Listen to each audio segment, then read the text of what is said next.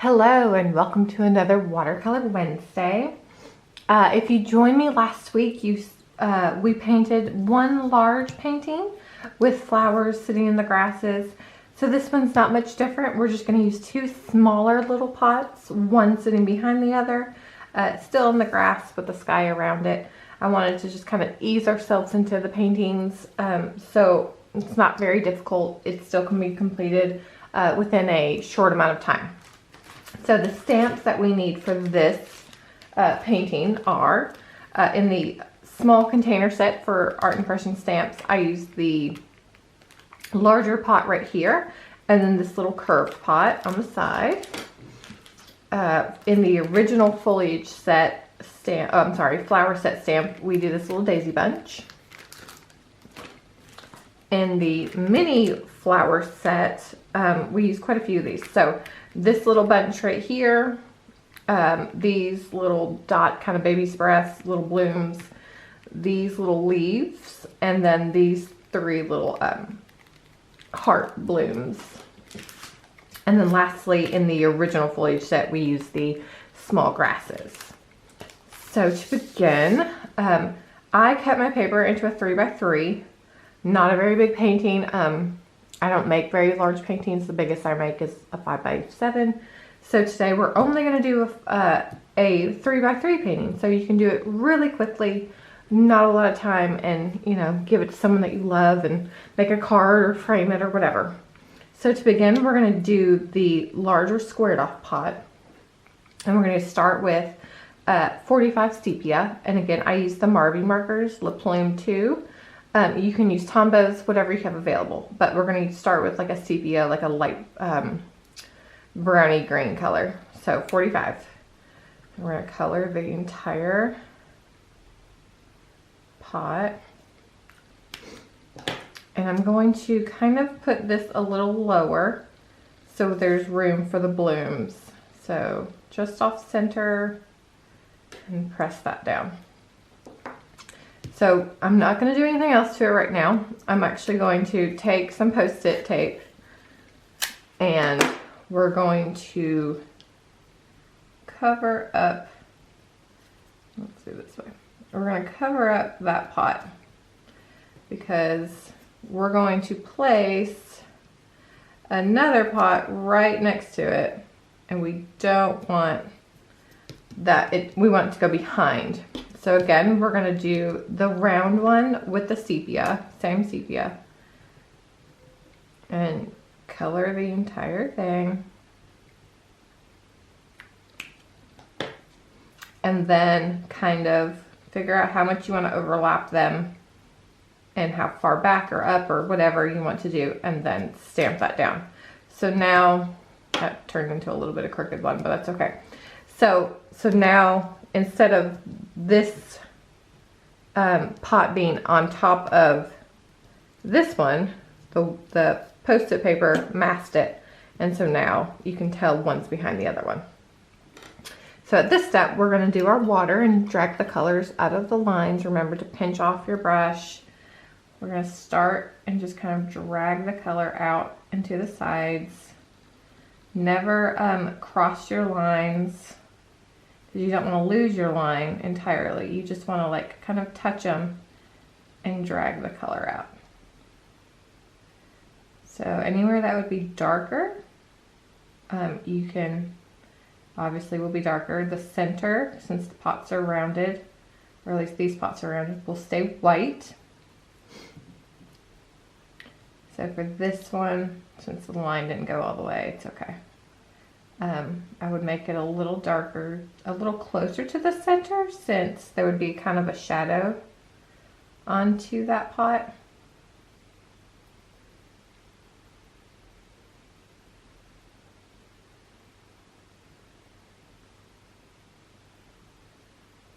Okay.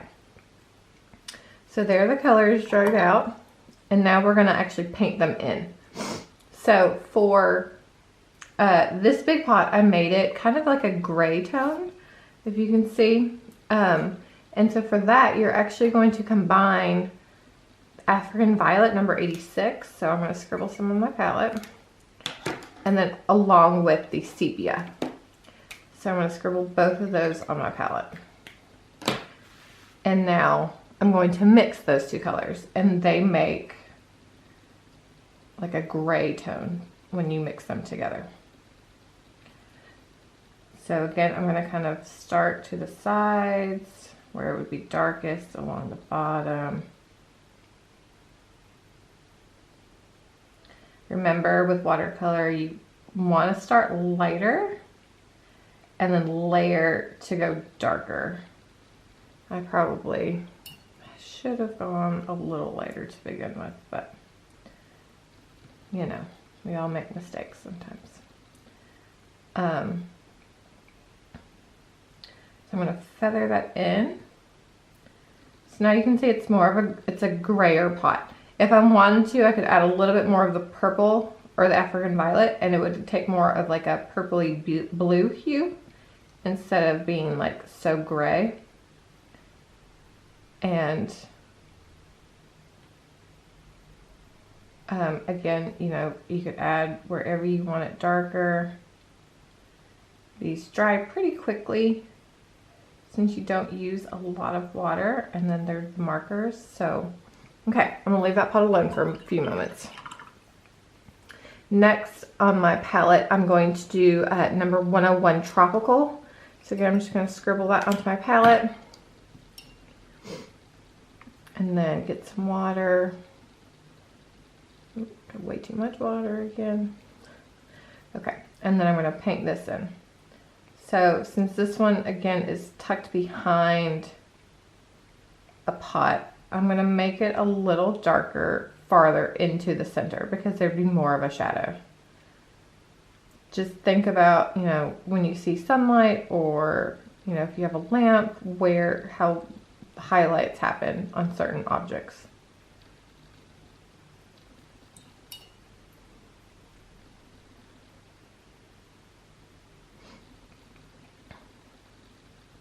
You can come back with a little more of the African violet to kind of give it a deeper hue over here.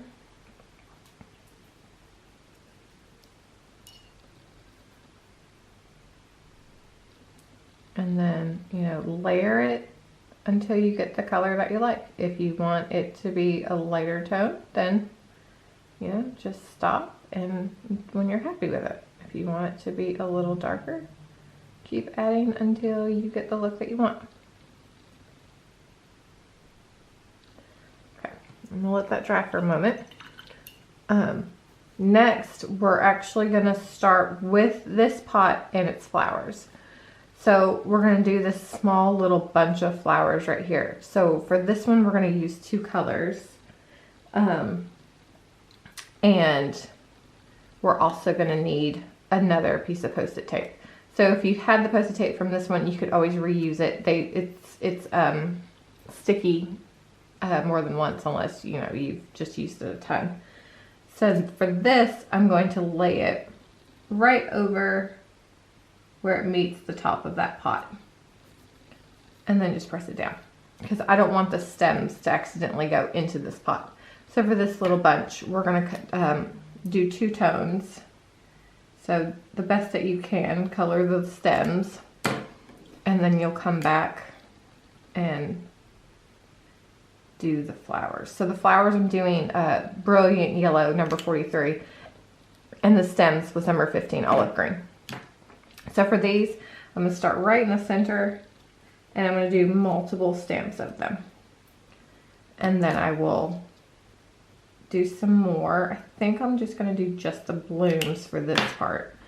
And then I'm going to add a little bit more above them and off to the side, just to kind of add a little bit more height to the pot. And then I will remove that. Excuse me. And we'll do our brush. So again, for the blooms, we're just going to dab our brush. We're not going to like do actual brush strokes, just dab along. Try to leave a little bit of white spots. You can extend the flowers up and out, make them a little wider. And then for the stems, I'm just going to kind of brush it down towards the pot to kind of soften those. Okay. Then next we're going to move to this pot, and we are going to do the little daisy bunch of flowers. So I'm not going to ink the entire stamp. You could, I'm just not going to, just so I can, you know, make sure I have it where I'm going to. And then I am going to leave this one uncovered because I do want the blooms to kind of go in front of that pot. So I'm just going to do like these 3 little blooms, 2 little blooms over here. And then we're just going to do multiple stamps of them. So kind of go around in a circle, come down over your gray pot a little. So again, you see that it kind of went up that way. I'm gonna add a little bit more over here just to kind of make it coming out. Okay, so now we're gonna add water to these. So pinch off your brush, and again, you're just gonna dab.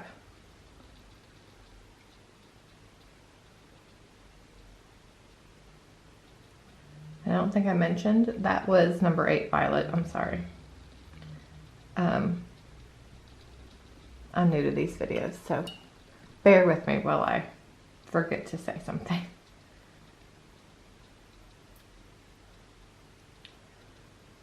Okay, so I'm going to kind of extend my purple just a tiny bit. Okay, so that's good. Next, we're going to take our little tiny little leaves just to add some greenery to our pots. I'm only going to add a little bit here, probably nothing in this one. We're going to use the number 15 olive green, just color it on, and then I'm just going to stamp it where I feel like I just want a little bit of like green coming out with those flowers. So you don't have to make it a lot, you don't have to overdo it. If you don't want them at all, like you did a whole bunch of flowers, then don't put any leaves at all. It's totally up to you. So I'm just going to do those 3 little spots, pinch my brush off, and then dab over those leaves. And that would be it for that. So we are already halfway done with our painting. So next we are going to take our little grasses and add the grasses to the bottom. So again, we're going to do the olive green, color it on, and then remember to walk your stamp multiple times before re-inking. So that was, I believe, 3 times. I'm going to come to this way, so that would be 4. I'm going to come out over this way a little bit, and that's my grasses. I'm also going to color a little bit of the green onto my palette, just in case I want to add a little bit more. So with the grasses, you're going to want to brush up. So take your brush, pinch it off, and then need a little bit more water. And then brush the grasses up and out. And you can always come to the side.